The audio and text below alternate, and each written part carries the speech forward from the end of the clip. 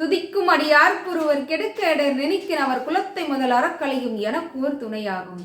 ஓம் சாய்ராம். நற்பவி ஆறுமுகம் அருளினும் அனுதினும் ஏர்முகம். நான் மாரியம்மாள் சரவணன். எல்லாரும் எப்படி இருக்கீங்க? இன்றைய வீடியோ பதிவில் நம்ம நேற்றைய வீடியோ பதிவுடைய தொடர்ச்சியை பார்க்க போகிறோம். அதாவது திருத்தணி முருகப்பெருமான் எனக்கு தாமரைப்பூ கொடுத்தாரா இல்லையா, அது மட்டும் இல்லைங்க. இன்றைய பதிவில் இன்னும் பல தகவல்களும் நிறைய அற்புதங்களுமே நீங்கள் தெரிஞ்சுக்க போகிறீங்க. அடுத்த வேல்மாறல் பூஜை நம்ம எல்லாம் சாய் செயல் சேனல் எடுத்து நடத்தக்கூடிய அடுத்த வேல்மாறல் பூஜை எங்கே நடைபெற போகுது, எந்த நாளில் நடைபெற போகுது, தேதி என்ன என்றதை எல்லாமே இந்த பதிவில் உங்களுக்காக சொல்ல இருக்கிறேன். அது மட்டும் இல்லைங்க, ஒரு பக்தர் ரொம்ப மனம் முருகி முருகனிடம் ஒரு வேண்டுதல் வைக்கிறோம் போது அதற்கு முருகனே இறங்கி அவங்களுடைய வேண்டுதல் நிறைவேற்றி வைப்பாரா? ஆமாங்க, அப்படி ஒரு நிகழ்வுமே கடந்த வேல்மாறல் பூஜையில் நடந்தது. அதையுமே இந்த பதிவில் நீங்கள் தெரிஞ்சுக்க போகிறீங்க. அதனால பதிவை ஸ்கிப் பண்ணாமல் பாருங்கள். அதோட வீடியோ பதிவுக்கு ஒரு லைக் பண்ணிவிட்டு ஹைப் பட்டனையும் தட்டி விட்டுருங்க. சரி, இப்போ வாங்க நம்ம வீடியோக்குள்ளே போயிடலாம். இன்று வியாழக்கிழமைன்றதுனால நம்ம சச்சரித்தமாக படிப்போம். ஆனால் வேல்மாறல் பூஜை அப்போ நடந்த அற்புதங்களே நிறைய இருக்கிறதுனால இன்றைய பதிவாக பார்த்தீங்கன்னா அற்புதங்கள் தான் பார்க்க போகிறோம்.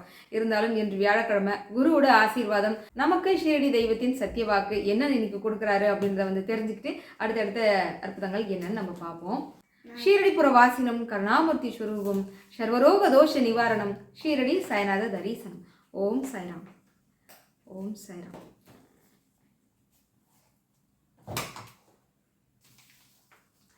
பாகம் 236, அத்தியாயம் 27ஆம் அத்தியாயம், குருவும் சீடரும். ஒருவன் வேதங்களை எவ்வளவுதான் கற்று தேர்ந்திருந்தாலும் கூட உண்மையில் பிரம்மத்தை அறிந்தவர் முன் சாதாரணமாகவே ஆகி ஒளி மங்கியவனாக இக்கல்வியும் பிரகாசிக்க முடியாது. எவ்வளவுதான் படிச்சிருந்தாலும் நமக்குள்ள பண்புன்றது ஒன்று இல்லை அப்படின்னா படித்த படிப்புக்கு அர்த்தமும் கிடையாது, எக்கல்வியுமே பிரகாசிக்க முடியாதுங்க. நம்மிடம் பண்பானது நிச்சயமாக இருக்கணுன்றதையும் அதே சமயம் எல்லாரிடமும் பணிஞ்சு போகிறதுல எப்பவுமே தவறு கிடையாதுன்றதையும் பாபா அழகாக சொல்கிறார். சரி, ரொம்ப அழகான ஒரு சத்திய வாக்கு கொடுத்துருக்காரு. இப்போ அடுத்த வேல்மாறல் பூஜை எங்கே எப்போ நடக்க போகுதுன்றதுலாம் நம்ம தெரிஞ்சுக்கலாம். அடுத்த வேல்மாறல் பூஜை எங்கே நடைபெற போகுதுன்னு எல்லாரும் கேட்பீங்க. ஆனால் இந்த வேல்மாறல் பூஜை முடிவிலே நான் சொல்லிட்டேன் அடுத்த வேல்மாறல் பூஜை எங்கே நடைபெற போகுது அப்படின்னு சொல்லிட்டு. இதில் என்ன கூடுதல் சிறப்புகள் அப்படின்னா 1 இல்லை 2 இல்லைங்க, அடுக்கிக்கிட்டே போகலாம். அந்த அளவுக்கு கூடுதல் சிறப்புகள் இருக்குது. அதாவது நம்ம எல்லாம் சாய் செயல் சேனல் எடுத்து நடத்தக்கூடிய வேல்மாறல் பூஜையானது இது 6வது முறையாக எடுத்து நடத்த இருக்கிறோங்க. பூஜை எங்கே நடைபெற உள்ளது? பெங்களூரில் நடைபெற உள்ளது. சரி, என்னைக்கு நடைபெற உள்ளது? 25/12/2020 வியாழக்கிழமை அன்று நடைபெற உள்ளது. அதுவும் அந்த வியாழக்கிழமையில என்ன ஒரு விசேஷம் தெரியுமா? ஷஷ்டியும் அமைந்துள்ளதுங்க. ஆமாம், அதே சமயம் எல்லாரும் கேட்பீங்க, என்னம்மா எப்பவுமே ஞாயிற்றுக்கிழமையில தான் வைப்பீங்க, இன்று இப்போ பார்த்தீங்கன்னா வியாழக்கிழமை சொல்கிறீங்களே அப்படின்னா, அது விடுமுறை நாளாக இருந்தால் நல்லா இருக்கும் அப்படின்னு தானே யோசிக்கிறீங்க. அன்னைக்கு விடுமுறை நாள் தாங்க. அதாவது டிசம்பர் 25 என்ன நம்ம கிறிஸ்மஸ் நாள் இல்லையா, அதனால் அன்று விடுமுறை நாள் தான். கண்டிப்பாக அன்றைக்கி விடுமுறை நாள் என்பதனால நிறைய பேருக்கு போகிறதுக்கு ஏதுவாகவே அமைஞ்சிருக்கும். இதில் என்ன ஒரு கூடுதல் சிறப்பு அப்படின்னா, வியாழக்கிழமை அப்படின்னாலே குரு குறிதான ஒரு நாள் இல்லை, அதுவும் அன்று சஷ்டியும் அமைந்துள்ளதுனால பூஜை நடைபெற உள்ள இடமும் பார்த்திங்கன்னா ரொம்ப சிறப்பான ஒரு இடம்தான். அதாவது வடலூர் ஸ்ரீ ராமலிங்க சுவாமி சமரச சன்மார்க்க சங்கம்ங்க. ஆமாங்க, வடலூர் வள்ளலார் அவர்களுடைய மடத்தில் தான் இந்த பூஜையானதே நடைபெற உள்ளது. குரு வாசம் செய்யக்கூடிய இடத்துல குரு நாட்களாக இருக்கக்கூடிய வியாழக்கிழமை அன்று இந்த பூஜையானது அமைந்திருக்குன்னு நினைக்கும் போதே எவ்வளோ ஒரு மகிழ்ச்சி இல்லையா? எல்லா ஏற்பாடுகளுமே பார்த்தீங்கன்னா அங்கே பெங்களூரில் இருக்கக்கூடிய ஒரு அம்மா அவங்க என்கிட்ட பேசினாங்க. அவங்க பேர் அனிதா. அவங்க பெரிய ஒரு குழுவாகவே இருக்காங்க. அது வாராகி அம்மன் குழு அப்படின்னு வச்சுருக்காங்க. அங்கே இருக்கக்கூடிய எல்லா சகோதரிகள் எல்லாம் ஒன்று சேர்ந்து இந்த பூஜை முறையை எடுத்து செய்யணும் அப்படின்னு எல்லா ஏற்பாடுகளும் நடத்திக்கிட்டு இருக்காங்க. மண்டபத்துடைய அட்ரஸ் இது தாங்க, நோட் பண்ணி வச்சுக்கோங்க. அதோட முன்பதிவு அவசியன்றதுனால அனிதா அம்மாவுக்கு நீங்கள் கான்டாக்ட் பண்ணி இங்கே எத்தனை பேர் வரீங்கன்றது நீங்கள் முன்பதிவாக கொடுத்துருங்க. அதே சமயம் உங்களால் பூஜைக்கு உண்டான நன்கொடை கொடுக்கணும்னு நினச்சாலும் இந்த நம்பருக்கு கான்டாக்ட் பண்ணி நீங்கள் கொடுக்கலாங்க. இந்த பதிவினை பெங்களூரில் இருக்கக்கூடிய நம்ம எல்லாம் சாய் செயல் சேனல் அன்பர்கள் பார்த்தீங்கன்னா நிறைய பேர் பார்க்குறாங்கன்னு சொல்ல முடியாது. அதனால் உங்களுக்கு தெரிஞ்சவங்க எல்லார்கிட்டையுமே சொல்லுங்கள். ஏன்னா இது உங்கள் ஊரில் நடைபெற இருக்கக்கூடிய வேல்மாறல் பூஜை. இப்போவே நிறைய பேர் கேட்பாங்க, அம்மா பெங்களூரில் எப்போமா வேல்மாறல் பூஜை நடக்க போகுது அப்படின்னு கேட்பாங்க. இப்போ உங்கள் ஊர்லேயே நடக்குதுன்ற போது நீங்கள் எல்லாருமே ஒன்று சேர்ந்து இந்த பூஜை முறையை ரொம்ப எவ்வளோக்கு அழகாக சிறப்பான முறையில் எடுத்து நடத்த முடியுமோ அந்த அளவுக்கு நீங்கள் எல்லாரும் சேர்ந்து ஒன்றாக அந்த ஏற்பாடு நடத்தினா ரொம்பவே நல்லாயிருக்கும். அதனால் முடிஞ்ச வரையும் உங்களுக்கு தெரிஞ்சவங்க எல்லாருக்குமே இந்த பதிவை ஷேர் பண்ணி விடுங்க. இந்த பூஜையானது இன்னைக்கு நடைபெற நடைபெற உள்ளது அப்படின்றதையும் முக்கியமாக வந்து எல்லாருக்கும் சொல்லிடுங்க. கட்டாயமாக இந்த பூஜைக்கு முன்பதிவானது அவசியம்ங்க. ரொம்ப முக்கியமாக சொல்கிறேன், உங்களால் ஆன கைங்கரியம் நிச்சயமாக கொடுக்குறேங்க. ஏன்னா எல்லாரும் சேர்ந்து செய்தால் மட்டும்தான் அந்த பூஜை வந்து இன்னும் கொஞ்சம் சிறப்பாக செய்ய முடியும். இன்னொரு விஷயம் வந்து நிறைய பேர் வந்து அம்மா என்னால் வர முடியாது அப்படின்னு நினைப்பீங்க. அதே சமயம் லைவ் போடுவீங்களா அப்படின்னு கேட்பீங்க. லைவ் இது வரைக்கும் போடணுன்ற முடிவு வந்து நாங்கள் யாரும் எடுக்கலை. ஐயன் நினச்சா அது ஒரு நாள் இரவுலேயே வந்து ஏற்பாடு பண்ணுவார். ஏன்னா அது எல்லாத்துக்குமே வந்து கண்டிப்பாக பணம் வந்து தேவைப்படுங்க. எந்த அளவுக்கு நன்கொடையானது வருதுன்றதை பொறுத்து கண்டிப்பாக லைவ் ஆனதும் ஏற்பாடுகள் செய்யப்படுன்றதையும் அன்போடு தெரிவிச்சுக்கிறேன். அதனால் பெங்களூரில் இருக்கக்கூடிய மக்கள் எல்லாருமே வந்து 25ஆம் தேதி ரெடியாக இருங்க. நம்ம வேல்மாறல் பூஜை செய்ய இருக்கிறோங்க. சரிங்க, இப்போ நாம் நேற்றைய வீடியோ பதிவில் தொடர்ச்சிக்கு வந்துடுவோம். இப்போ நாங்கள் எல்லாரும் வரிசையிலே நின்றுட்டுருக்கோம். ஐயனை பார்க்கறதுக்காக ஏலக்காய் மாலையை கையில் வச்சு நின்றுட்டுருக்கோம். அப்போது வந்து என்ன நடக்குதுன்னா, அந்த கோவில் நிர்வாகத்தை சேர்ந்தவரே சொன்னாரா, இந்த மாதிரி நீங்கள் ஏலக்காய் மாலையை வந்து உற்சவருக்கு போட்டு நீங்கள் வாங்கிட்டு போயிடுங்க அப்படின்னு சொன்னார். அது வந்து ஐயனே எனக்கு கொடுக்கக்கூடிய ஒரு பரிசாகவும் அந்த நேரத்துக்கு வந்து எங்களுக்கு தோணுச்சு. சரி, அதன்படியே வந்து கிட்ட நெருங்க நான் சொன்னேன் இல்லையா, ஐராவதை வந்து தொட்டு வணங்குறது ரொம்ப மகிழ்ச்சியாக இருந்தது. எப்போவுமே நீங்கள் எல்லாருமே கோயிலுக்கு போகிறீங்கன்னா உங்களுக்கு ஒரு அந்த வாய்ப்பு அமையுது அப்படின்னா நிச்சயமாக நீங்களும் போய் ஐராவதத்தை வந்து தொட்டு வணங்கிட்டு வாங்க. அதே சமயம் நம்மளுடைய வேண்டுதல் எப்போவுமே கொடிமரத்துக்கிட்ட இருந்து வைக்கிறது ரொம்பவே சிறப்பானது.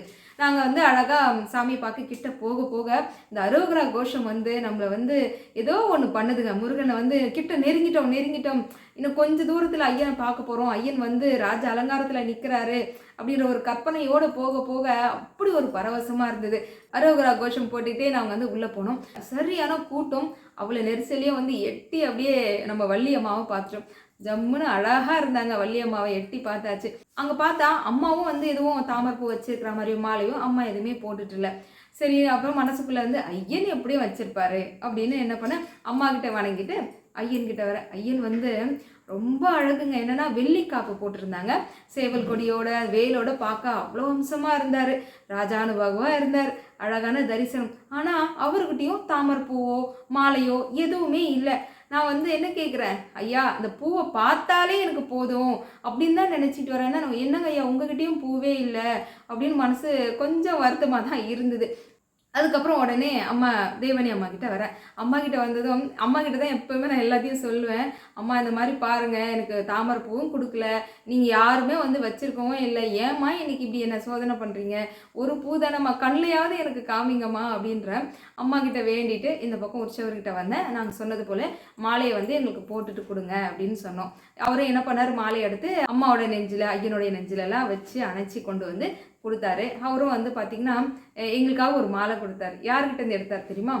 தேவயானி அம்மா கிட்டேருந்து எடுத்தார். நான் கேட்டால் உடனே கொடுக்குற தெய்வம் வந்து எனக்கு அம்மா தான். அம்மா கிட்டேருந்து அந்த மாலை வந்ததும் ரொம்ப சந்தோஷமாக இருந்தது. அப்படியே நெஞ்சோடு அணைச்சிக்கிட்டேன்.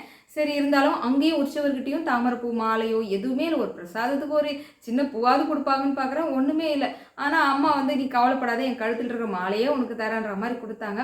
சரின்னு வாங்கிட்டேன். அதோட இந்த பக்கம் வந்து பார்த்தீங்கன்னா ஈசன் இருக்காருங்க, மறக்காமல் அவரையும் வழிபாடு செய்யுங்க. எப்படியும் ஐயன்கிட்ட ஏதாவது ஒரு தாமரைப்பூ இருக்கும்னு பார்க்குறேன், அவர்கிட்டையும் இல்லை.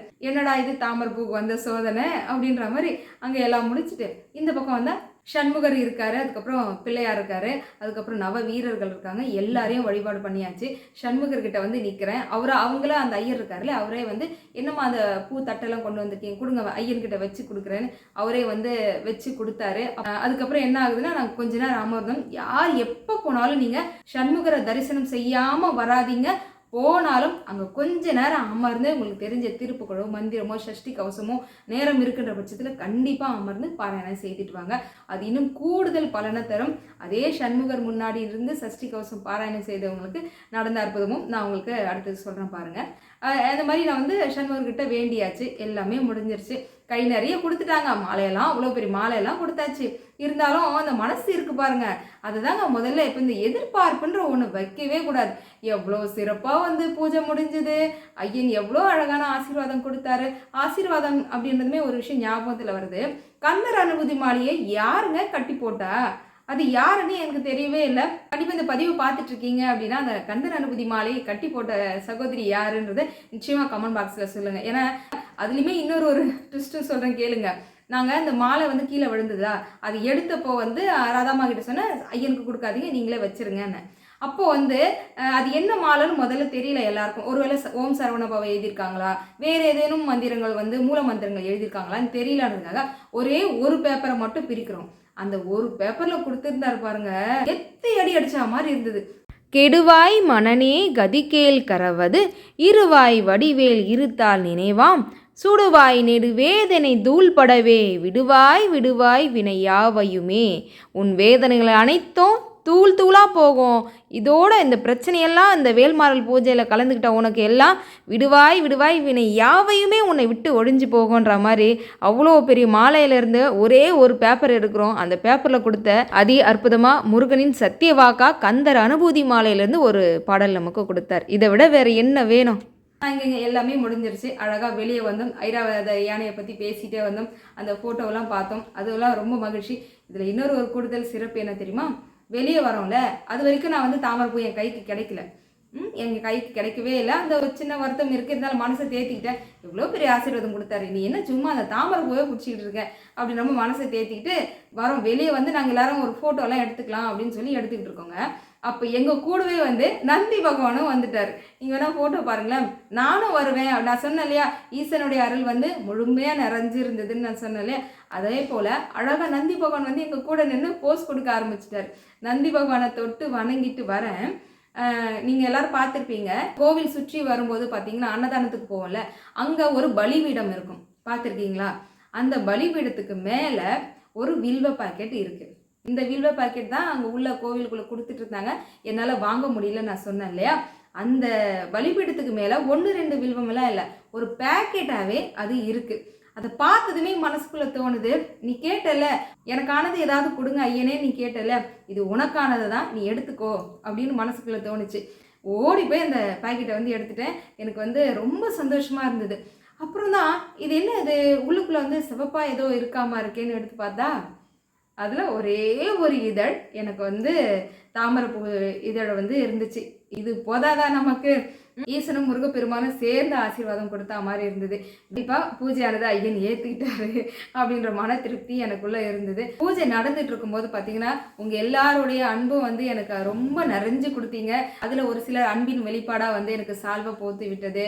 அப்புறம் வந்து எங்கள் குடும்பத்தை சார்ந்தவங்க வந்து இது வரைக்கும் எந்த வேல்மாறல் பூஜையிலையும் கலந்துக்கல, இந்த பூஜையில் வந்து கலந்துட்டு நான் பிறந்து வளர்ந்த ஊர்லேருந்து வந்து எனக்கான ஒரு அங்கீகாரமாக வந்து சால்வை போட்டு மாலை போட்டது மனசுக்கு ரொம்ப நிறைவாக இருந்ததுங்க. இன்னொரு குறையும் முருகன் தீர்த்து வச்சார். என்னென்னா, ஆறுமுகம் திருப்புகள் எனக்கு பிடிச்ச திருப்புகள், எனக்காக ஐயன் கொடுத்த திருப்புகள். அதை நான் பாட முடியலையேன்னு வருத்தப்பட்டேன். ஆனால் அந்த பாடல் பாடி தான் எனக்கான மரியாதையே அங்கே நடந்தது. பாருங்களேன்.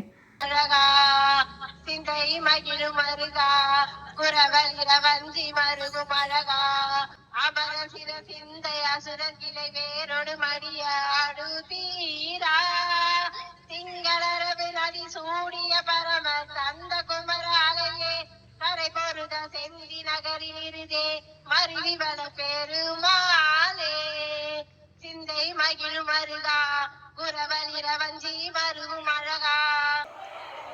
ஆறுமுகம் மாறுமுகம் மாறுமுகம் மாறுமுகம் மாறுமுகம் என்று போதி ஆகமணி மாதவர்கள் பாதமலர் சூடும் மடியார்கள் பதமேதுணையது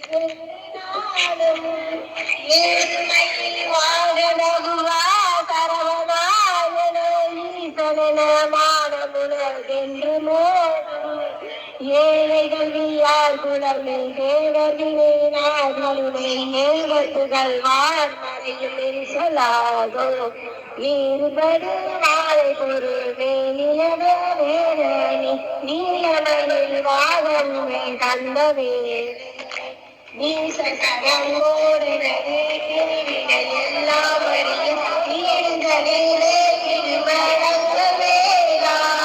உங்களுடைய அன்புக்கு என்றைக்குமே நாங்கள் நன்றி கடன் பட்டவங்களாக இருப்போம். நானும் என் கணவரின் சார்பாக வந்து மனமார்ந்த நன்றிகளை தெரிவிச்சுக்கிறேன். இந்த பூஜைக்காக வந்திருந்த அனைவருக்கும் கொடான கொடி நன்றிகள். அதே சமயம் வந்து எல்லாருமே நான் போட்டுட்ருக்கிற ப்ளவுஸ் வந்து ரொம்ப அழகாக இருக்குங்க, மயில் இல்லாத குறைய தீர்த்தா மாதிரி இருக்குன்னு சொன்னீங்களே, அந்த ப்ளவுஸை தச்சு கொடுத்தது பூமிகான்ற சகோதரி, இவங்க தாங்க அது. அளவு ப்ளவுஸே இல்லாமல் அவ்வளோ அழகாக வந்து தைச்சி கொடுத்தது இவங்க தான். ஆரி ஒர்க் ரொம்ப அருமையாக போட்டிருந்தாங்க. உங்களுக்கு அந்த மாதிரி ஆரி ஒர்க் ப்ளவுஸ் வந்து போட்டுக்கணும் அப்படின்னு நினச்சிங்கன்னா சகோதரியை கான்டாக்ட் பண்ணி நீங்கள் வந்து தைச்சிக்கலாம். ரொம்ப அருமையாக வந்து செய்திருந்தாங்க. அப்புறம் இன்டர்நெட்டே இல்லாமல் லைவ் போட்ட நம்ம கையல்விழி சகோதரிக்கும் பெரிய நன்றிகள். அவங்க எல்லாருடைய சார்பாக வந்து அவங்களுக்கும் அவங்களுடைய கணவருக்கும் வந்து தெரிவிச்சிடுறேன். இந்த பூஜை ரொம்ப சிறப்பாக நடக்கிறதுக்கு மிகப்பெரிய உதவியாக இருந்த ராதா சகோதரி குடும்பத்திற்கு ரொம்ப நன்றி. மார்கள் பூஜை செய்கிறதுக்காக வேண்டி நிறைய மக்கள் வந்து நன்கொடை கொடுத்துருந்தீங்க. அவங்க எல்லாருக்கும் என்னுடைய மனமார்ந்த நன்றிகள். அதே சமயம் நன்கொடை என்னால் கொடுக்க முடியல, இந்த பூஜை சிறப்பாக நடக்கணும்னு சொல்லி வேண்டிக்கிட்ட அவங்களுக்குமே என்னுடைய மனமார்ந்த நன்றிகள். குருவாக இருந்து வழிநடத்திய எல்லா குருமார்களுக்கும் மற்றும் ஈசன் அம்பாள்னு எல்லா தெய்வங்களுக்கும் எம்பெருமான் முருகப்பெருமானுக்கும் கோடான கோடி நன்றிகள். இந்த பூஜையில் நடுநாயகமாக நின்ன நம்ம பழனி ஆண்டவருக்கும் மிகப்பெரிய ஒரு நன்றிகள். இன்னும் கூட இந்த வேல்மாறல் பூஜைக்காக நடந்த அற்புதங்கள் இன்னும் கூட ஒரு பெரிய வீடியோவே போடலாம். இருந்தாலும் மிகப்பெரிய ஒரு அற்புதம் ஒன்று இருக்குது. அது நம்ம ராதாமாவுக்கு நடந்தது. நிச்சயமாக அதை நான் அடுத்த ஒரு பதிவில் வந்து சொல்கிறேன். முருகப்பெருமானுக்கு ஒரு நன்றியை சொல்லிட்டு நம்ம வீடியோ பதிவை முடிச்சுப்போம்.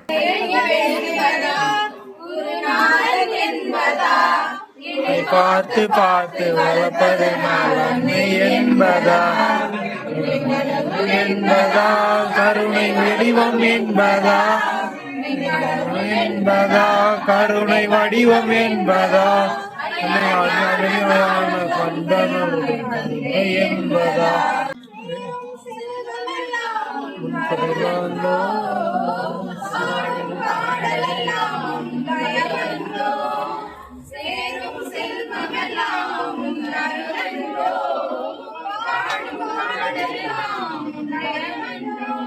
திருத்தணி முருகப்பெருமானுக்கு கோடான கோடி நன்றியை சொல்லிட்டு இந்த பூஜை முறையை நல்ல முறையில் நடத்தி கொடுத்து மக்கள் அனைவருக்கும் அவரோட அருளை வாரி வாரி கொடுத்த வள்ளி தெய்வானி சுப்பிரமணிய சுவாமிக்கு கோடான கோடி நன்றிகள். அடுத்த வேல்மாறல் பூஜையில் விரைவில் வந்து சந்திப்போம். ஓம் சாய்ராம். சத்தியமாவது சரவணபவே. ஓம் சாய்ராம்.